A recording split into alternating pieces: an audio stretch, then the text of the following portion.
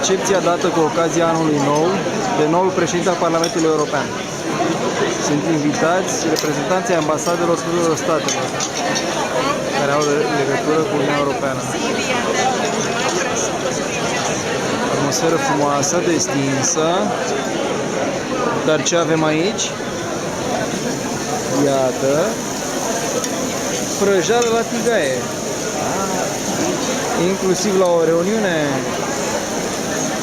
de vârf, de vârful vârfului, se prăjește la tigaie și se face și fum. Oare ce spun comisarii de mediu? Este normal să facă fum? Ca la țară, prăjeală ca la țară, la recepția organizată de Parlamentul Uniunii Europene.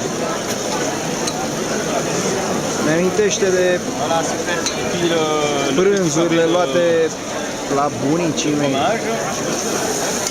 lângă țestul de pâine.